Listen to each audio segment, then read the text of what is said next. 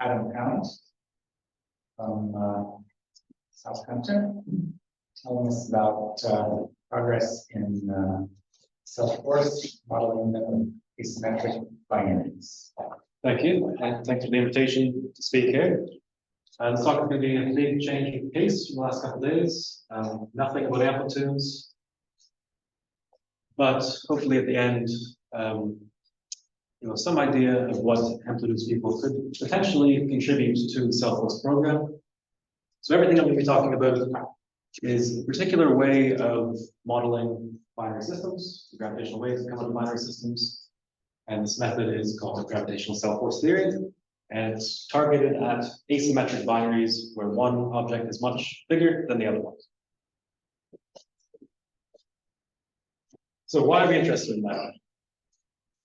Well, let's have a look at the binary parameter space, which has two key axes: the orbital separation, how far apart the two bodies are, and the mass ratio, how big one body is relative to the other. And what we've seen to date with ground-based detectors is really mostly over here. Very comparable masses, the two bodies are roughly the same size as each other. Also, almost always quasi-circular, relatively simple systems. And so current modeling methods focus on this region over here. In the weak field, we have post-Newtonian theory. In the strong field, we have numerical relativity. And then you combine them with a model like AOB, or Phenom model, or a similar model. Now, as detectors get more precise, and in particular as new detectors are launched that probe totally different frequency bands, we're going to be seeing more and more stuff over on this side of the parameter space. So more asymmetric binaries where one body is much bigger than the other. To date, we've already seen one binary with a pretty extreme mass ratio, 1 to 26. So depending on what field you're from, you may or may not think that's a very small mass ratio. But as far as numerical relativity is concerned, that's a very, very small mass ratio. That's really pushing the limits of what they can do. And we expect to see more and more systems like this in the future. And so we need more accurate models for those types of systems. Because what we have currently is really hyper-focused on this regime over here. So the most extreme example of what a system like this can look like is called an extreme mass ratio of inspiral, or EMRI.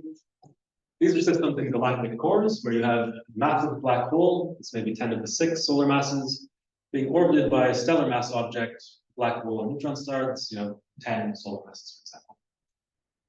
So these will typically have mass ratios of 10 to the 4 up to 10 to the 6 or 7. And these are interesting systems because this smaller body, the stellar object, spirals into the larger one very, very slowly. And in particular, it spends this inverse mass ratio, number of orbits in the strong field regime near the big black hole.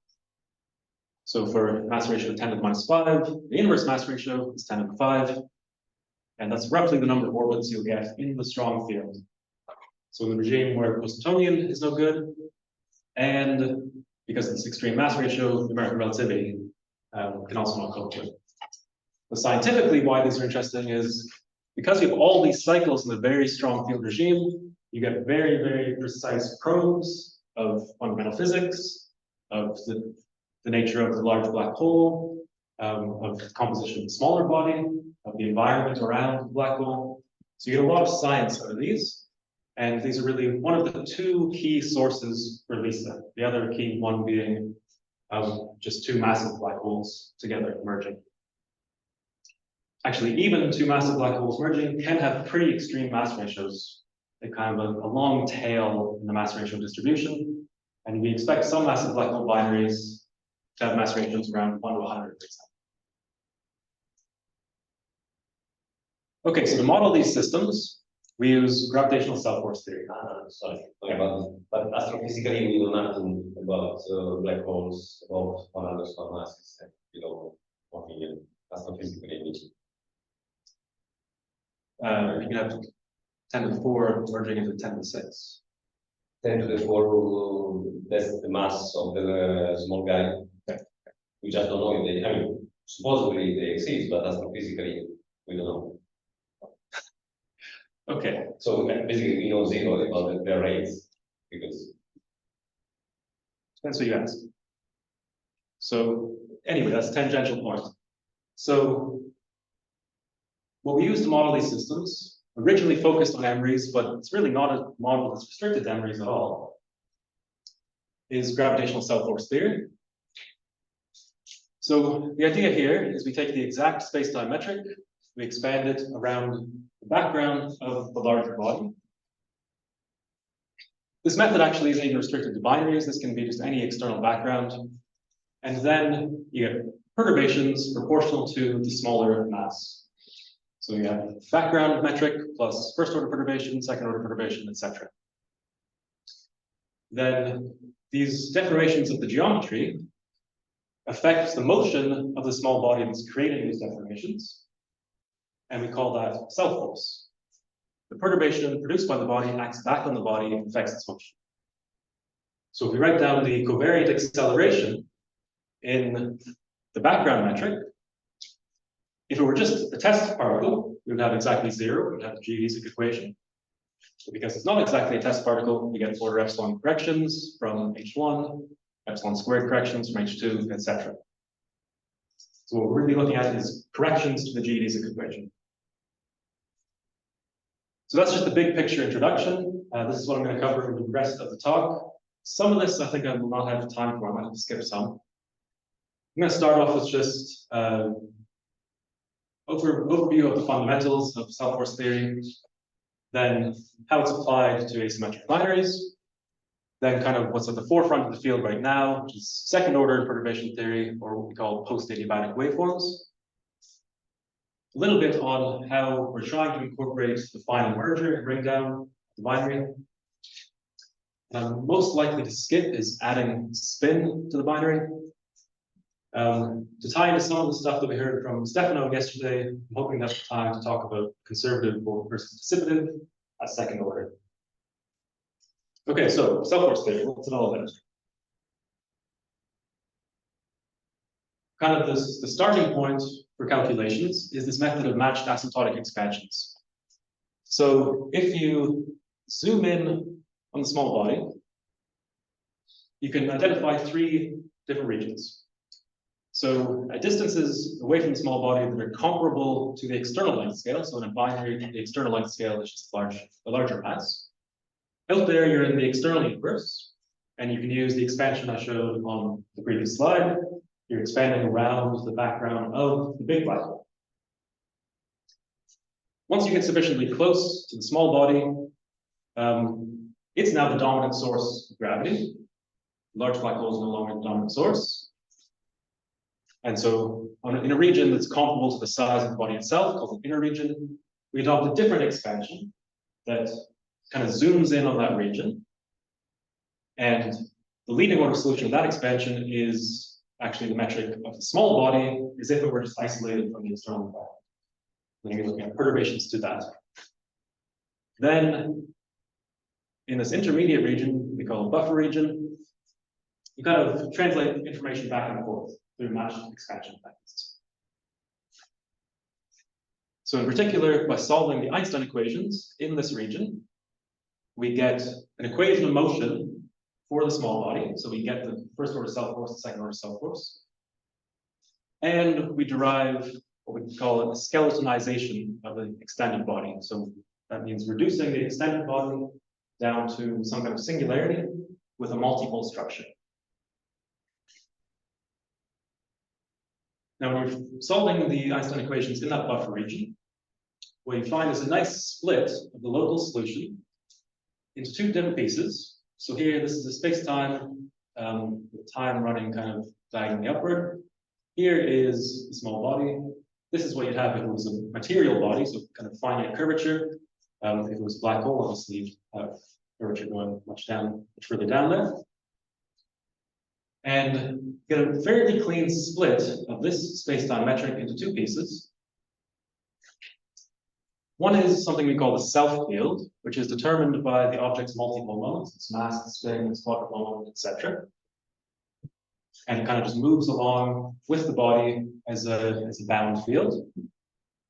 And then the rest is this thing we call the effective metric, which is the background metric, plus a particular piece of the perturbations produced by the small body. And this combination, this G plus HR, is a smooth vacuum metric. And when you're just solving locally in this buffer region, you can actually determine exactly what this metric is. You determine its form, but you can't determine what it is until you impose some global boundary conditions. So HR is going to be determined by, if you impose retardant conditions far away or time symmetric conditions far away, whatever your choice is far away is going to determine HR here. But the key thing is kind of this picture. You have the stuff that's being locally deformed by the small body, and then you have this nice, slowly varying, smooth vacuum geometry.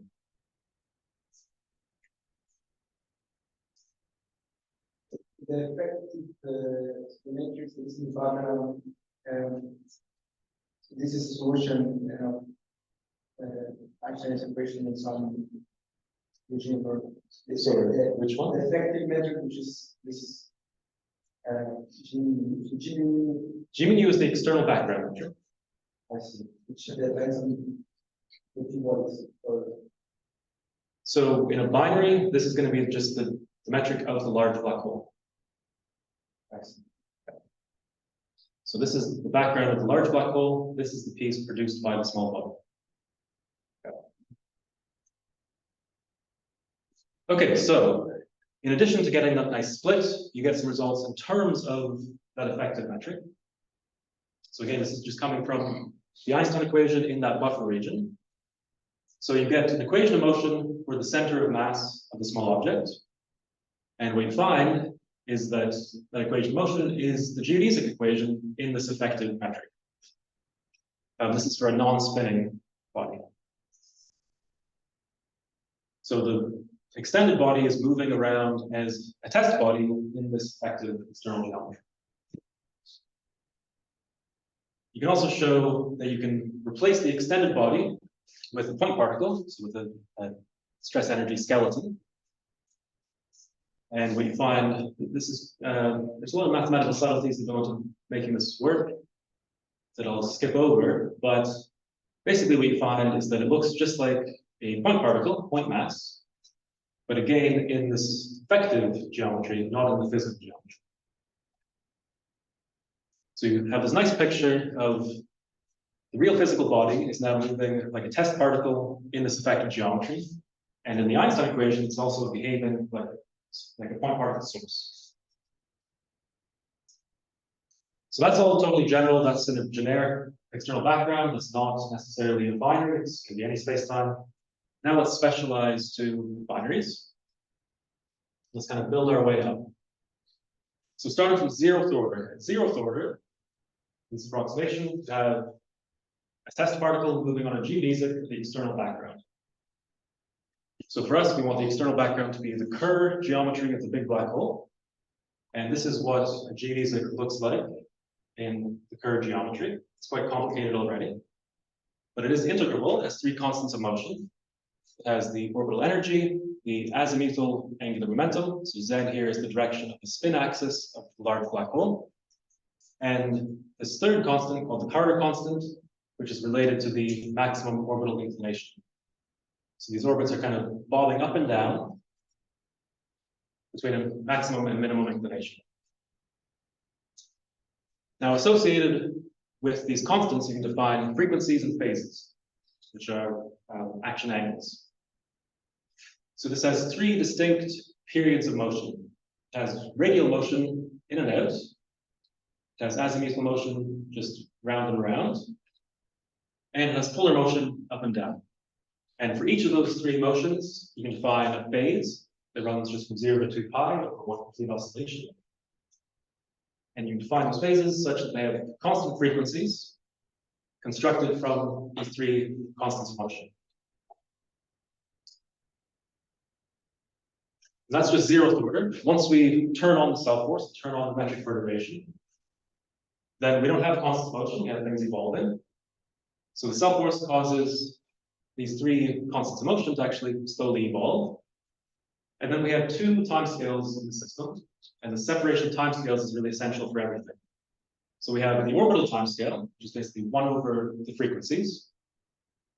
And then we have what's called the radiation reaction time, which is 1 over epsilon multiplied by just the orbital time.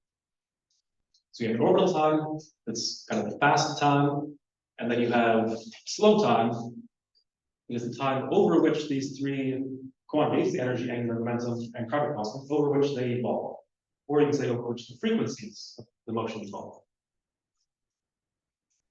And on this long time scale, you can show that the three orbital phases have an expansion that looks like this.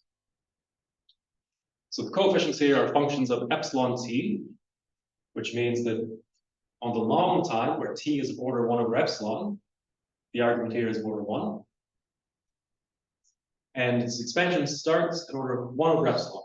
That's because if you wait a time order 1 over epsilon, the phases have accumulated for that amount of time, basically roughly linearly.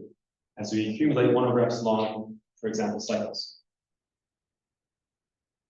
Now, from the structure of this expansion, it really depends what kind of source you're looking at, but you can say if epsilon is sufficiently small, then you get the phase accurately using this term and this term, and you can neglect this term.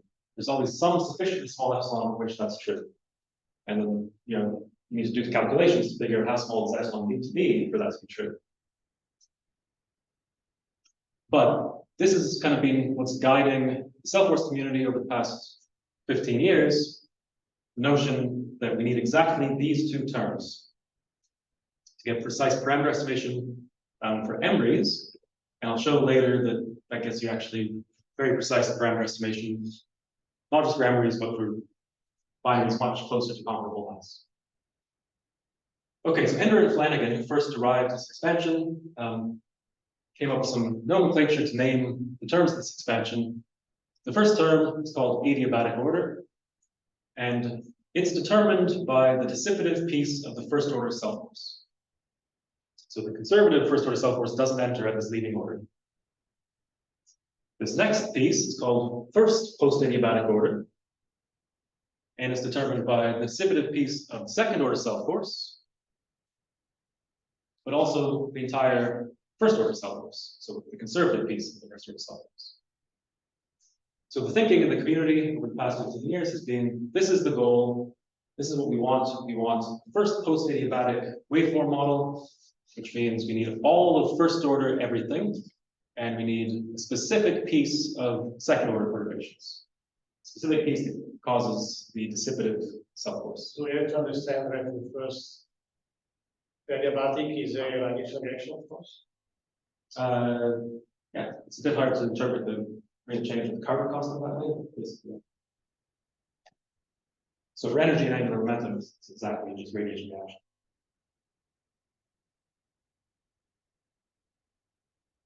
Okay, so Hendler and Flanagan, quite a while ago, developed that expansion of just orbital motion in curve.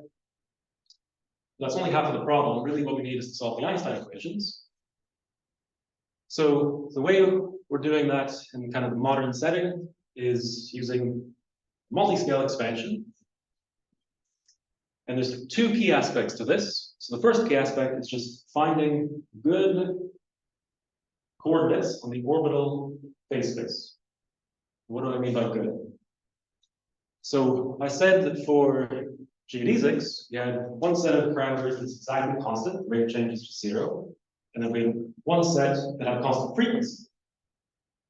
So we can find generalizations of those coordinates on phase space.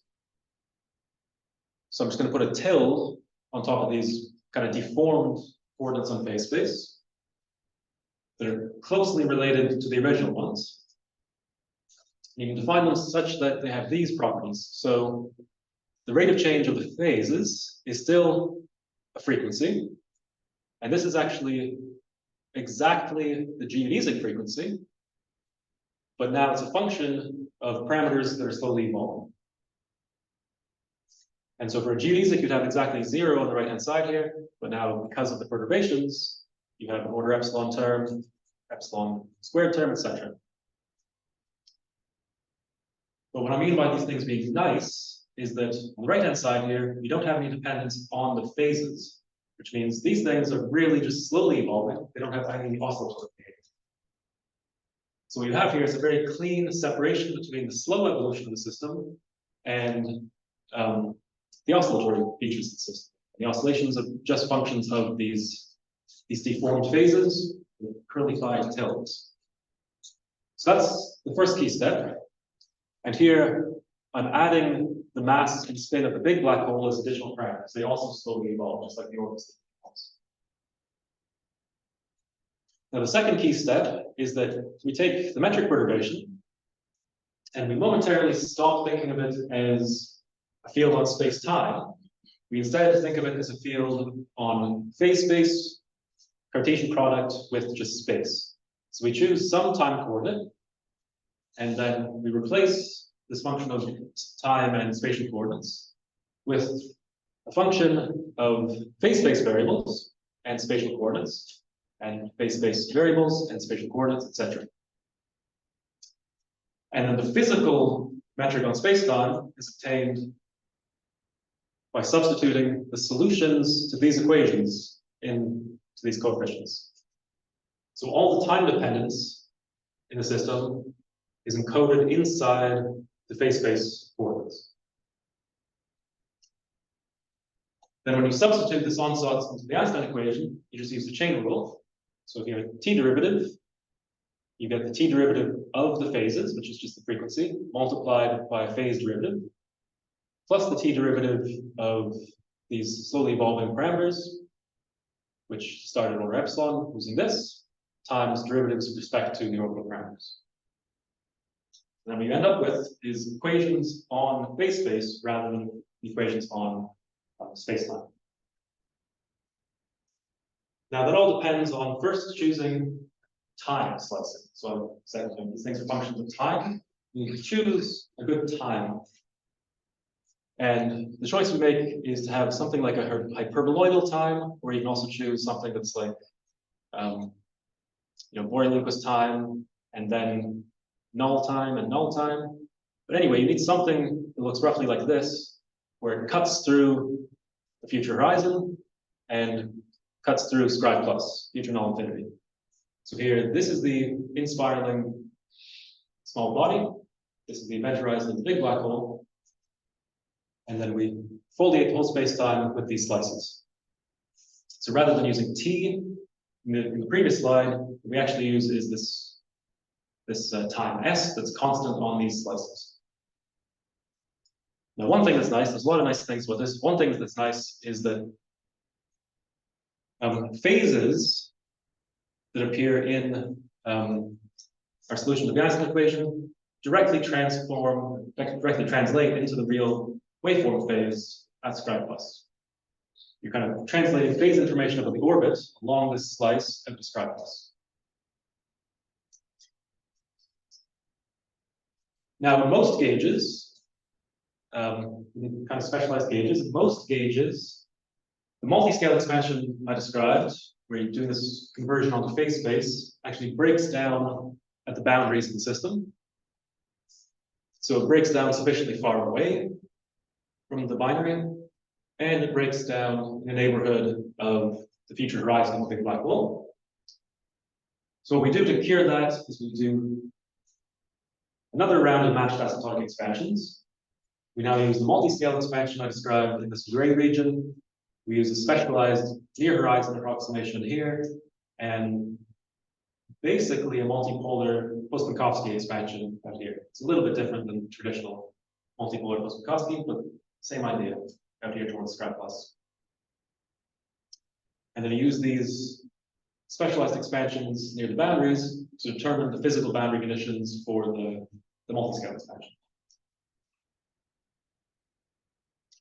Now, one advantage of setting up field equations like this is at the end of the day, you actually get a natural rapid waveform generation. So we don't just need accurate waveforms, we need fast waveforms. And the current kind of modeling paradigm, the way that's done, is you do a whole bunch of numerical relativity simulations that are very expensive and take a long time. And you use those to calibrate some semi-analytical model. And then the semi-analytical model is hopefully fast enough to generate waveforms on the fly for data analysis. That's very different from how we're approaching things in the small mass ratio limit, where now we have kind of a built-in rapid waveform generation. We can generate waveforms in a few milliseconds, which is fast enough for at least the data analysis already. So how do we set this up? Basically, we take a grid and parameter space. At each point in the grid, we are kind of solving an Einstein equation that's kind of eternally periodic. We are taking our metric perturbation. It was a function of phases and orbital parameters. And we're assuming perfect periodicity in each of the phases, which means we adopt a discrete Fourier series of the phases here. So if you've ever done first order perturbation theory, you would think of this as just being omega t. That doesn't extend very well beyond first order. So this is really not omega t. This is the real physical, actually it should be phi tilde. It's the real physical phase of inspiraling binary. And these omegas here are the linear combinations of the orbital frequencies that appear when you take a time derivative of the space factor. So when you adopt this discrete Fourier series, you split things up into slowly evolving amplitudes, which evolve slowly as the orbital parameters evolve, times these rapid phase factors that are capturing the oscillatory behavior of the system. Then you just kind of factor out these phase factors and you solve PDEs for these coefficients, for these amplitudes. And then to get the waveform, well, you do two things. One is you just read off these amplitudes at infinity, where those amplitudes are directly the physical waveform amplitudes. You also use these amplitudes to calculate the rate of change of the orbital parameters. Once you know the rate of change of the orbital parameters, and once you know the amplitudes at infinity, you just solve these very simple ODEs, which we can solve in a couple of milliseconds. And then you know the time dependence of this argument, you know the time dependence of this argument, and then you have your waveform at infinity. And so this package called FEW, or fast memory waveforms, is set up for constructions like this. And the idea is you do very expensive orbital offline calculations that take a long time. You just store a lot of data, and then you can generate waveforms using that pre-computed data very, very rapidly, basically on this kind of time scale, tens of milliseconds. Okay, so that's the overall structure. Is the parameter space that we're using? Depends how far along we are. So the full problem, we ultimately want to tackle. The underlying parameter space where you're doing these calculations will be the spin of the big black hole. Depending on how you set it up, also the mass of the big black hole, but you can kind of separate that off. And then the equivalence of the energy, angular momentum, and Carter constant. So 3 orbital parameters, 1 black hole parameter. Yeah, that's all you need on your grid. You do have other parameters, but they kind of just get added linearly, so you just calculate coefficients of them. Essentially 7 dimensions. So what was that? For 15, this is just 4 dimensional. Okay, not for us. So our spin is always pointing directly up. And all the precession of the spin is captured by actually the precession of the orbital angular momentum around the primary spin axis. We will add more angles or more components to the secondary spin. So you do need 2 independent parameters for that, but those don't form part of your grid because the part you're interested in is linear in those. And so yeah, you don't actually need to grid it up. So I mean, you don't keep the current constant in those. What do you do with that? Like, there can be a generalization in that, but you don't think there is in that, right? So You're using also the current constant for the phase space. yeah. But when you have a secondary it's not the natural thing to do in general, or you still using it in your. We'll still use it, yeah. Okay. Yeah. Because in there are generalizations that are also for spin. But you're not using that, you're using still the one of the spinless. Yeah, you can set it up in a few different ways, yeah. Okay. Similarly, we could switch from using the orbital energy to the energy that comes from combining the spin with the orbital energy. I see. Yeah, you have lots of choices like this. I see. And I guess you have optimized for your problem. It doesn't, ultimately, it's not, doesn't really matter. Doesn't matter. Doesn't make a big deal either way. For conservative dynamics mice, if you're turning off dissipation, then you're really interested in what's conserved, and then you look at corrections of the carbon constant, you look at corrections to the energy. No, I asked because they asking this as long time evolution like of this in the base space, so I thought maybe it would matter what you choose, but maybe it doesn't. Yeah, it doesn't matter much. Maybe a little bit, but not much. Okay, so what I was just describing was a totally general problem. I'm now going to focus in on what's at the forefront of the field, which is second order post-adiabatic waveforms.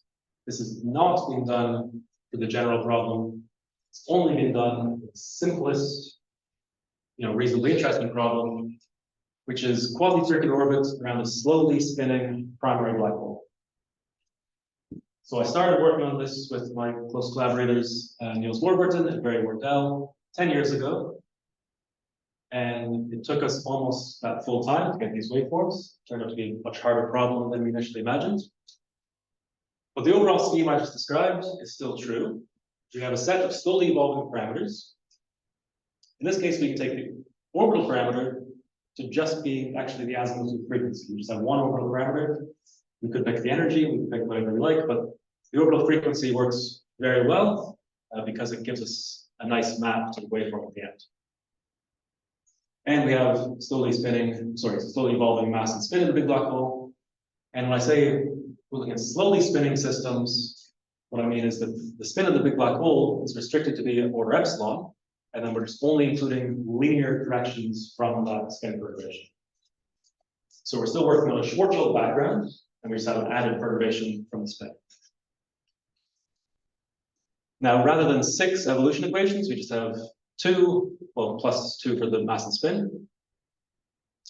So we have the azimuthal phase, rate of change being orbital frequency, and then we have an evolution equation for the frequency itself. Again, we have a split into slowly evolving amplitudes and kind of a rapid phase factor. Now in Schwarzschild, we also have nice spherical symmetry, so we can further decompose into spherical harmonics. So this is some basis of tensor spherical harmonics. And so then our amplitudes here only depend on radius and the kind of the system parameters here. So then we end up with just ODEs, radial ODEs, or these amplitudes at each point in the parameter space. So we solve a lot of those. Actually, just calculating the source terms in the second order field equation is by far the hardest part of this problem. And I'm not going to describe that at all. But the output is just these coefficients as functions of R and as functions of the orbital parameters. Eventually, out pops your waveform. You calculate those amplitudes, you solve those simple ODEs, and we can now generate waveforms basically instantly. Here I'm showing you the most extreme case. So obviously, we don't have anything to compare against for an Emory. There's no other accurate model to compare against. So the comparisons we're making are against numerical relativity for comparable masses. So that's all we get from numerical relativity. So let's start with the most extreme case, mass ratio 1. The dashed blue curve is numerical relativity. So I understand that they do numerical relativity simulations with ratios of order of few. I'll show you a few. Yeah, starting off with the most extreme. I mean, this is why would you expect this? You wouldn't, yeah. Yeah, you wouldn't. I'll show you how. So, I mean, it looks not great in the inside, and Yeah, that's normal. yeah, exactly. Yeah, so here, as you'd expect, it's not great. You might think, okay, the amplitudes look pretty good, it stays in phase for quite a while, but yeah, in the late late in spiral near merger, it's totally unpredictable, and it's exactly what it is. But the key thing for us is how is the error scaling? Because we have a 1K model, we know our error is supposed to be of order epsilon in phase, and so by doing a sequence of comparisons, we can nail down how big is the coefficient of that error. So for mass ratio 1 to 6, model's looking much better. It's still, not good enough for data analysis here, but it's, I don't know, 0.4 radians or something out of phase when we cut it off here. Yeah. In this example, you align fixed frequency at an arbitrary point. It's not an arbitrary point. We match at what NR or what the SXS catalog says is their initial time, which means the time when they think the junk is dissipated sufficiently well, you can start doing this. So, but then it's a different frequency every waveform. Yes. But ultimately, to get the estimate I'm going to show you, it's based on a fixed frequency. Okay, so for mass ratio 1 to 10, things are looking obviously better again. And here we're off by 0.2 radians at the end. So it seems to be behaving as it should. The error is decreasing linearly with epsilon. And by doing a whole bunch of comparisons that combine these comparisons with weak field comparisons against EOB, we can come up with this estimate, which says that the error term in our phase is roughly 8 times epsilon radians. And this is covering basically the whole strong field regime from 10 Schwarzschild radii down to the innermost stable circular orbit. So for mass ratio, 10 to the minus 5, there's totally irrelevant. For mass ratio 1 to 100, it's really going to depend on the particular system you're looking at, whether the error is relevant or not. But it's definitely not large.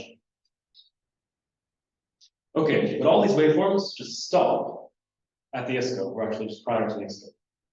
Because that's because this multiscale expansion that we've assumed, the underlying assumption is that the rate of change of the orbital parameters is order epsilon.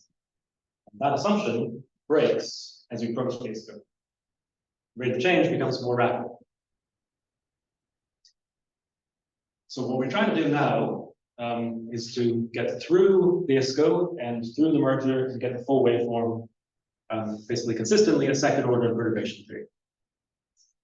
And we keep using the same setup all the way through, but a few things change. So before you get to the final merger, before you get to the final plunge into the big black hole, you have a transition to plunge, which is still kind of slow relative to the orbital timescale, but much faster than the in-spiral timescale. So near the ISCO, you have an evolution on timescale 1 over epsilon to the 1/5. And this happens in a frequency interval that scales as epsilon to the 2/5.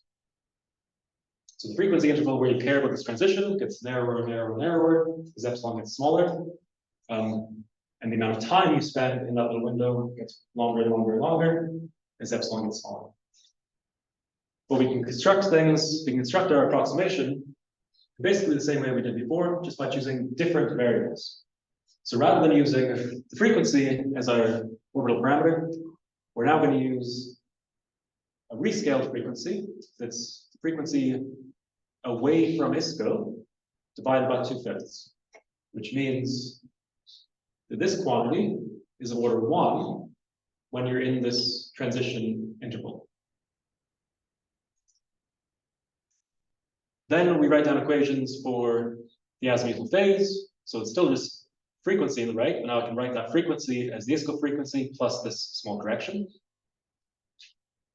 And the rate of change of this new orbital parameter, well, now we have a timescale epsilon to 1/5, or 1 over epsilon to 1/5. So we have overall epsilon to 1/5. But now we have basically the same structure we had before. We have functions of the orbital parameters, but now we go up only at 1 power of epsilon to 1/5 order by order.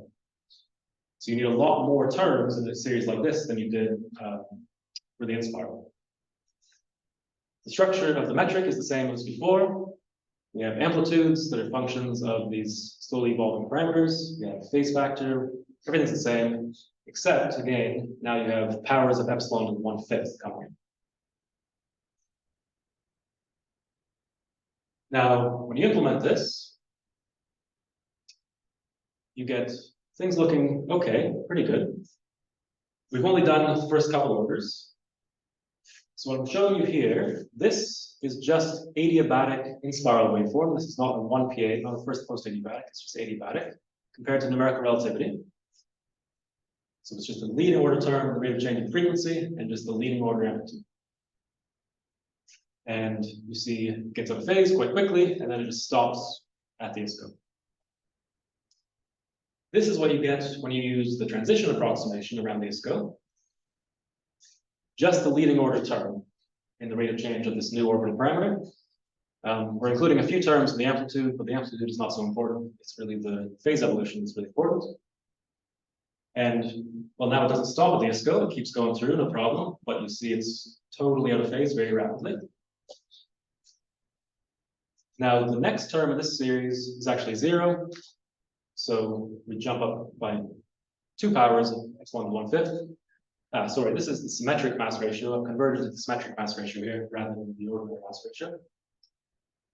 But now you see, including these first 2 non-zero terms, we get through the ISCO and it's looking not too bad in the comparison. So the next goal is to keep adding more terms to make this better and better. But that won't go. Yeah, Sorry, just one question. Like the factor 1/5 is the mass ratio.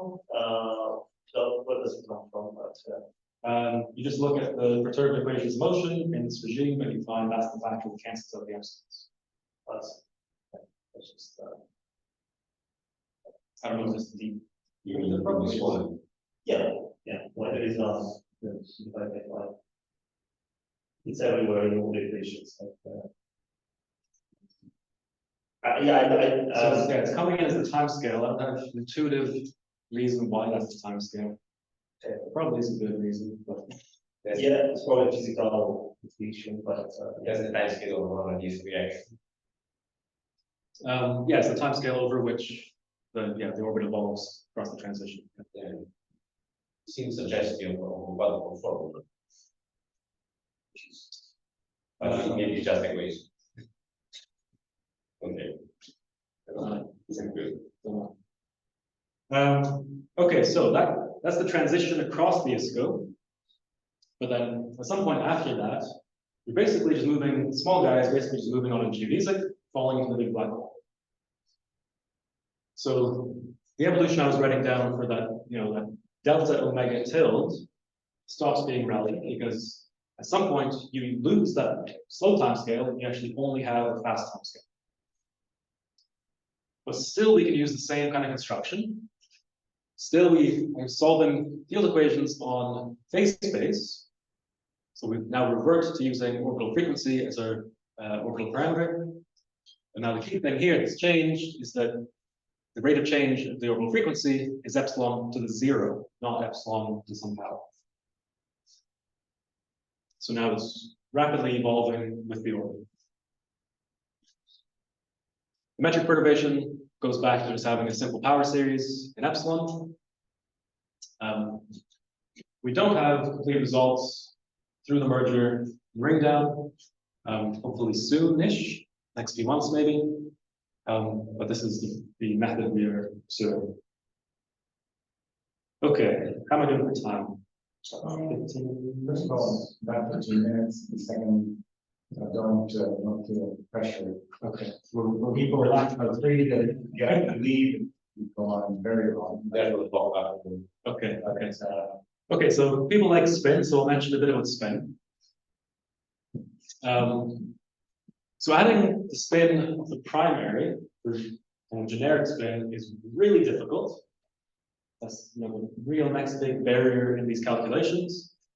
Because you're changing the background space-time. It's no longer going to be Schwarzschild, it's now going to be curve. Everything is much harder on a curve background. If you include just linear spin on the primary, it's very easy. We've done those calculations. generic spin on the secondary is also quite easy for us. Basically, just adding the stress energy tensor on the small particle. It's equipped with the spin. This enters at epsilon squared, so it enters into the second order metric perturbation and contributes an acceleration like this. Linear spin on the primary means essentially things to do A over G and 1/10. Yeah, I don't know if I have plots, but yeah, 1/10 works pretty well. But depends on the accuracy requirements. Even 1/3 by eye is okay, but it's probably not good enough to do data analysis. And it's for the special case still quasi-circular. It's probably work less well for generic locals. So yeah, you have an evolution equation for the secondary spin itself, and then the secondary spin appears in the acceleration of the particle. So probably many or all of you have heard of the Papa-Petru spin force, and that's this. So secondary spin is quite easy, and there's been a lot of work recently to get a lot of results for secondary spins on generic locus occur, and that's progressing very rapidly. And for us, the secondary spin comes in only at 1 PA order, so it's already sub-leading effect. And so for emeries, you really don't need to go to non-linear orders in the secondary spin. Although it might be interesting to be trying to model things closer to comparable indices. Okay, so here's some results where we have linear spin on the primary and generic spin on the secondary, still quasi-circular and Schwarzschild. But here we're allowing misalignment of the two spins. So we do allow a little bit of bobbing up and down, a little bit of spin precession. Here's results for mass ratio 4. So epsilon is 1/4. Here we actually totally turned off primary spin. This is a system of non-spinning primary, but a very rapidly spinning secondary and with quite a lot of precession. Then we have 3 curves here. The green is numerical relativity. Sorry. Black is numerical relativity. Black dash is numerical relativity. Green is when we are including our secondary spin. Blue is when we set our secondary spin to 0. So you see the green one stays in phase quite well till near the end, whereas blue gets out of phase very rapidly. So it works quite well even once we add a secondary spin. Here's a case where we have a spin. Okay, this is actually exactly the case of 1/10. Almost exactly the case of 1/10 that you mentioned. So yeah. So it is the binary system in a curved background and the binary system in a flat background. I never have a flat background, anything ever. So this is a Schwarzschild background. And I'm adding a linear, in this next plot, I'm adding a linear perturbation towards a curve. So it's a slowly spinning primary platform. These calculations are all in a Schwarzschild background.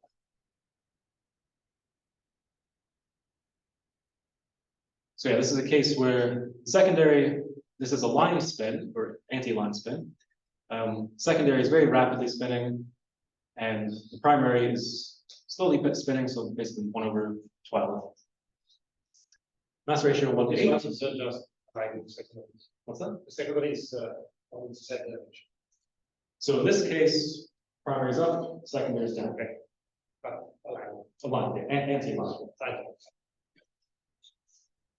And yeah, again, this works quite well for just using the linear and spin term for the primary. It works almost as well as the non-spinning case. Maybe, yeah, actually, basically as well as the non-spinning case. Because the out of phase right at the end is just like the non-spinning case. So this is kind of the most advanced model we've got right now. This is 1 PA self-force plus slowly spinning primary plus generic spinning secondary. And if you do a current PM waveform on a spiral, where is this to be moved to this parameters? For this math ratio, PM doesn't care about this. what's that? PM doesn't care about this. It does a lot. Yeah. Yeah, okay. for this mass ratio, PN will not do nearly as well as these waveforms. For mass ratio 1, PN will do way better. Yeah, Well, that's better. I think the way I understand the way, but might be an analytical software is So you can think of it as the mass ratio gets more and more extreme, the less unless you care about everything except that 0 PA driving term.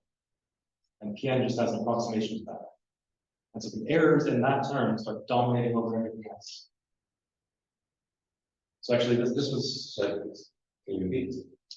So as epsilon gets smaller and smaller, the most important thing becomes just the 0 PA driving term. And PN just has an approximation to that. And so the PN's error in that term starts just dominating over everything else. Yeah, I mean, in the end term, you can say that basically, if you start at the definite frequency, the number of cycles increases, so you accumulate more error.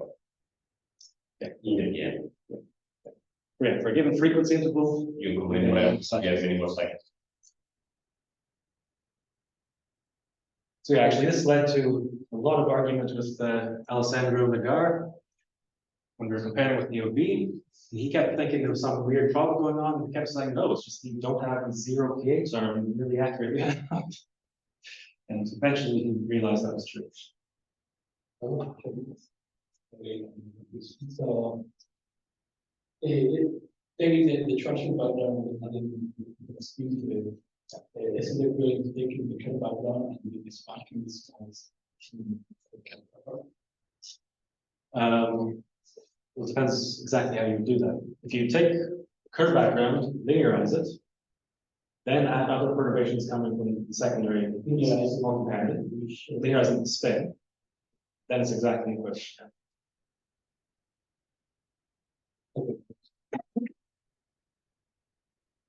Okay. Now, conservative versus deceptive. So this ties into stuff Stefano was talking about yesterday. Last year, when I was at a conference in Zurich, everyone was talking about conservative versus deceptive and being confused about it in PN and PM and cell force. I feel like now PM has kind of come together, everyone's got it sorted out. Not exactly sure what the status is. So for us, we can go ahead and just do everything, retarded solution everywhere, calculate the waveform, and we're done. We never split things into conservative and dissipative, which is whatever appears at 1 PA order, that's what we calculate. But say you talk to Thibault and he says, give me second order cell force data for EOB. And we say, okay, what data do you want? He says conservative data, and we say, what does that mean? And he says, using the time symmetric propagator at every order, first order perturbation theory and second order perturbation theory. But there's kind of a fundamental ambiguity in what's meant by the conservative sector at second order. So let's go back to what I said early on, which is that the 0 PA waveform depends only on the first order dissipative force. And I said the 1 PA waveform depends only on the second order dissipative and the entire first order. So that makes it sound like I already have a nice clean separation between conservative and dissipative. What enters into these definitions is really just how things depend on the phases. So the dissipative piece is just the anti-symmetric piece of the phase dependence. And the conservative piece is the symmetric piece of phase dependence. That is probably not what Thibault is looking for. At first order perturbation theory, you have another kind of definition that's totally equivalent, which is based on just the retarded and advanced Green's functions. So you can say the dissipative force is the piece coming from retarded field minus piece coming from the advanced field divided by 2. So it's just the anti-symmetric piece of the first order field. And the conservative is just coming from the symmetric piece of the first order field. But this is really just at linear order. It becomes much more unclear at second order for multiple reasons. So one is you have products of Green's functions. If you write everything in terms of Green's functions, you have products. And then if you're looking at second order conservative dynamics, do you want like antisymmetric times antisymmetric, which gives you symmetric? Do you want to include that in your conservative dynamics or not? Worse than that is that if you try to use time symmetric propagator at first and second order, all these integrals actually don't exist. They all diverge. They're all singular. You have one singularity. It's infrared singularities in both cases. One singularity coming from large radius, and actually another singularity that's even worse coming from the horizon. Because we're taking a time symmetric solution at the horizon. You know, ingoing waves at the horizon are singular on the past horizon. Outgoing waves are singular on the future horizon. You take the time symmetric combination, you have a metric combination that's singular along the entire past and future horizon. You put that into your second order source, you're in big trouble. Everything blows up. So you can adopt infrared regularization of this, but then you get basically logarithmic length scales. And the question is, what values do those length scales take? What's the correct value to choose? So this is something we're working on in second order a little bit. And this is potentially important in comparisons that have already been done a few years ago of the binding energy. So in our calculations, we can calculate a particular kind of binding energy where it's defined to be, so we take these kind of hyperboloidal slices, we measure the bonding mass at infinity, so we actually just read off the bonding mass from the metric at infinity at time s. We subtract the rest mass of the particle, and we subtract the mass of the black hole, which we actually measure on that time space. We actually do a calculation of the surface area of the black hole. And then the binding energy is basically just the difference between the bonding mass and the two rest masses. So this is, for us, this is just something that you define and calculate. But then the very annoying thing is that when we did this, we disagreed with everything else. So our result disagreed with the first law of binary mechanics, which has a different value for the kind of first perturbation of the binding energy. That's what's been shown here. So this is the second order term in the binding energy, plotted basically as a function of frequency. The yellow circles are the numerical data from our calculation, and the blue curve is prediction from the first law of binary mechanics. And you see they're kind of close to each other, but then from the inset, we can see that the difference is way above the error in our calculation. So this is the estimated numerical error in our calculation, and the difference between our binding energy and the first law prediction is way above that error. So can you repeat what you're comparing? So this Okay. second order, you get from the bonding mass? Yes. Yeah, so the numerical data, the circles, that's coming from direct measurements of this. We measure the bonding mass, we measure the black hole mass, we take the difference. So you're comparing against kind of a local mechanical energy defined as a particle via the first law, binary mechanics. So that's the thing that you get from the first order redshift that gets used all over UV, gets used. It was the thing that was basically used to fix the 4 p.m. calculation. And that's what we disagree. Other people who do it for PM without. Yeah. Sorry, but this is the ratio variable, but this is the ratio variable of the big guy. I mean, are you sure that it contains all the appropriate U-square corrections? Yeah. Yeah. But we still don't know if these should agree or not. Because the first law assumes no dissipation, assumes fully time-symmetric system. Depending on which formulation of the first law you're looking at, it also simultaneously assumes asymptotic flatness. And there's actually no solution to the Einstein equations that simultaneously satisfies those two assumptions. So we don't know if we should agree with the first law, or we don't agree with the first law. That's as far as we get. More annoyingly, we also disagree with the 4pn binding energy, which again is derived from a local definition of mechanical energy coming from Hamiltonian. And that involves this time symmetrized tail integral.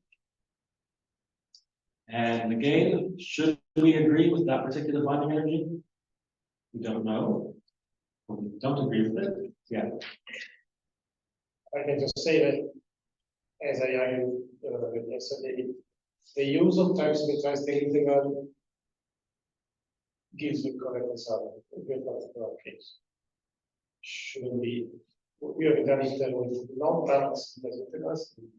For example, retain contribution before the end is the same. That was So in what quantity? How do you define the self-energy, which eventually gives you the energy. But how do you define these binding energies? Is it the same as what I'm using? It should be.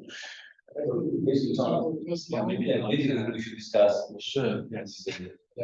Yeah, because I also expect that G to the 5 and U square, I do expect a lot of problems. It's zero surprise that you don't find. Well, so this is one order low. Exactly. Yeah, exactly. But at 4pn, I'm more surprised. 4pn is. Yeah, so one thing I should say, I mean, from a conceptual point of view, let's say if you're trying to match, it with they have tunable pattern. yeah, we're trying to calibrate that form. So conceptually, is it not possible to do this just for quantities that are measured by the point? I would have liked to do that. But this One of these ambiguities. Definitely. Yeah, so if we go back, well, that's not what you want to do people confused. In this case, that's the problem. I mean, the bar. We're not computing directly anything down yet, so. Not quite sure what. On the top of it, there is this issue about the propagators having this definite restriction that. No. We're computing the observable element. Yeah, For the scattering. for the scattering, that's fine, yes. When you compute the, but no, you were. No. There's no issue with restriction. And G to the 5 that we, No. yes. Okay, we can start. so Yes, it will be in that sense. So, I mean, it's, I mean, what would be, Unless you're using, but you're not using, but yeah, usually like the chemical formalism is based on the heat, for example. okay, yeah, in it's the same thing. It's usually evaluated usually, so that's. yes, but Yeah, not in practice. Sorry? Not in practice. I was talking about the time symmetric prescription, Yeah, and I was referring to, that's not the. no, that's not the, yeah. That's also not what you do. Well, there are many versions of the computation. I don't even think the world has this science. No, they're all using E now. What's wrong with using E and what's down? They have some monkeying with prescription. Think about it properly. It's just the amplitude part of it is straight out of the. So one thing that I'm slowly working towards is a scattering problem. In scattering problem, you don't get these infrared divergences, even if you can take the time symmetric solution. I'm hoping that can help me understand actually this bound problem as well.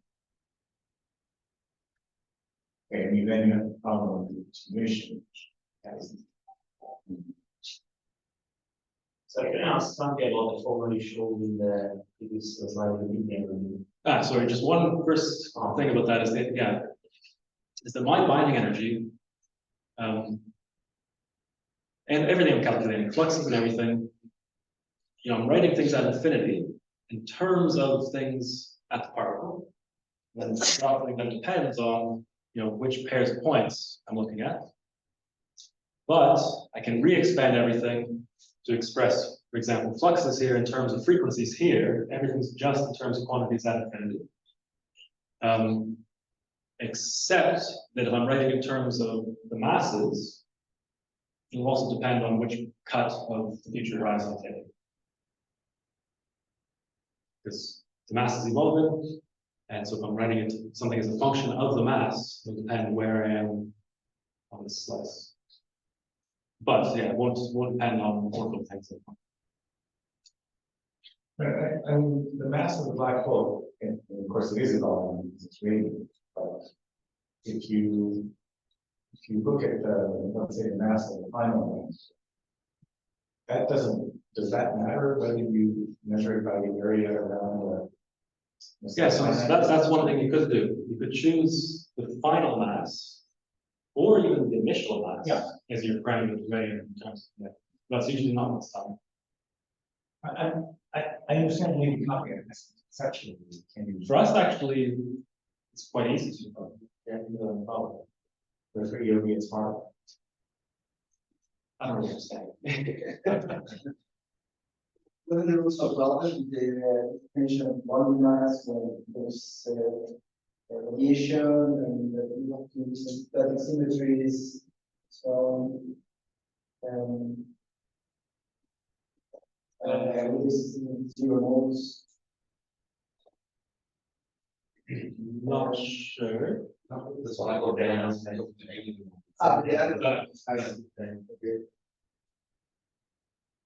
you're just thinking of like Yes, but yeah, it's actually. here we go. I see.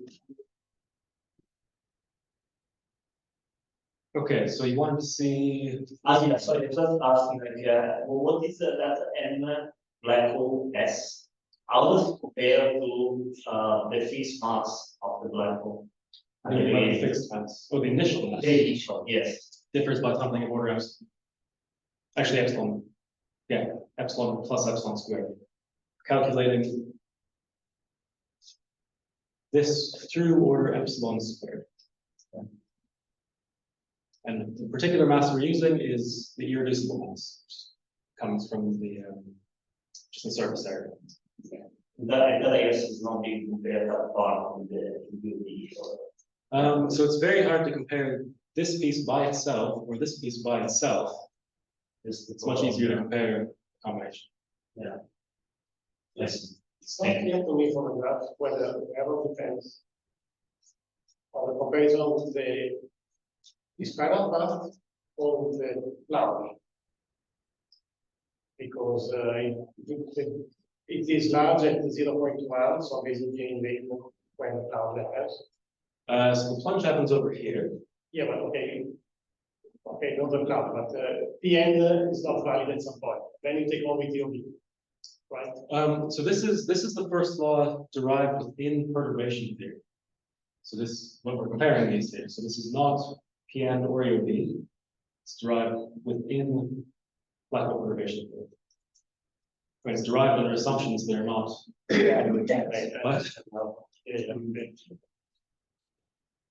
In the comparison with the 4PN. Yeah. Also on the PN side, did you include absorption? well, that's a way higher order. Yeah, Is it? No, again, it's 4PN. it's 4PN relative to the 5PN. Relative to the. Relative to the Yes, anticipation yeah, of the anticipation. So it's like on this plot, it's y to the 10, or sorry, y to the 9.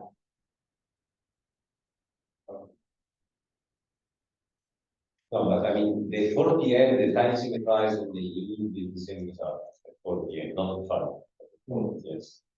So there shouldn't be any ambiguity there. Yeah. Just talk about that. All right, I'm realizing now I didn't show the conclusions. Okay, so just to wrap up,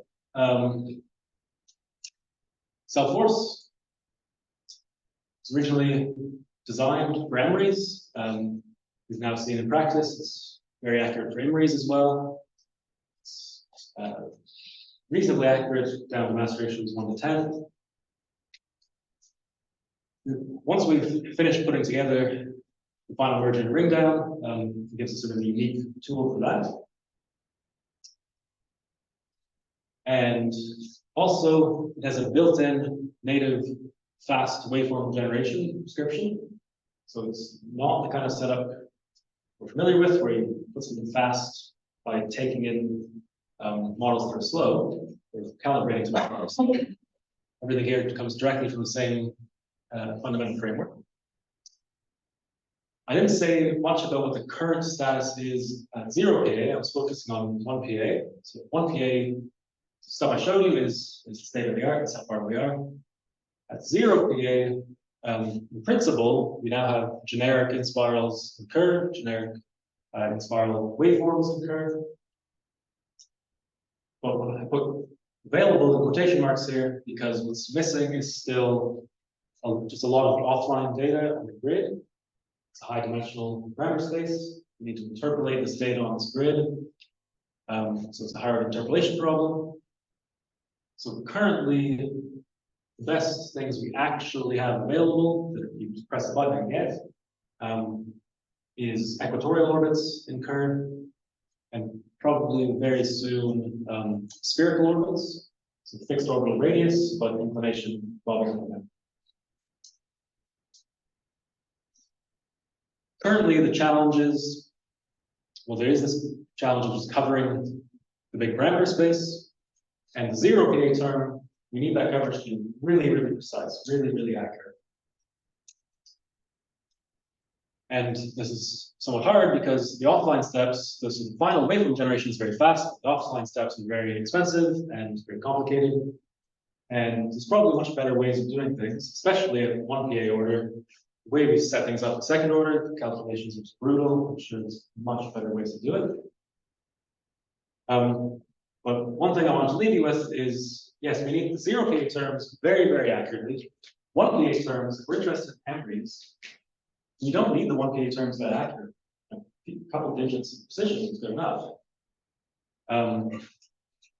So in principle, someone doing a high order post-Newtonian calculation or post-Minkowskian calculation, if we know how to translate scattered information to bound information, they can just directly provide us input into our 1 PA terms, and that's probably good enough to cover a big region parameter space. So that's what I would request of all of you. Sorry, yeah, let's thank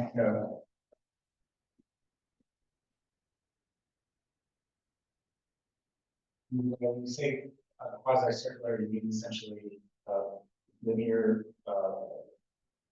perturbations in eccentricity, right? No eccentricity. No eccentricity. It's quasi-circular just in the sense that the orbital radius is evolving, so you do have a non-zero radial magnetic example. But it's not really the eccentricity. Eccentricity is called zero. Any other questions? We'll see the chairman's. Actually, I have many, but maybe other technical, so I can postpone. All right, So you have a problem and you have a moving background carrier. Curve is a lot more difficult than Schwarzschild, yes.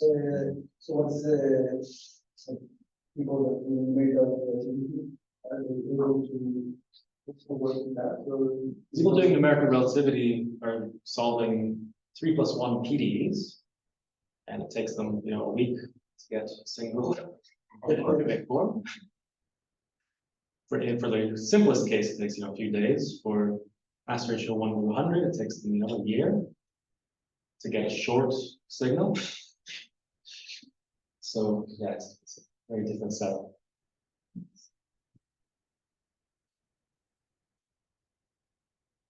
People have set up 3 + 1 PDs for perturbation theory, and it's just horribly slow.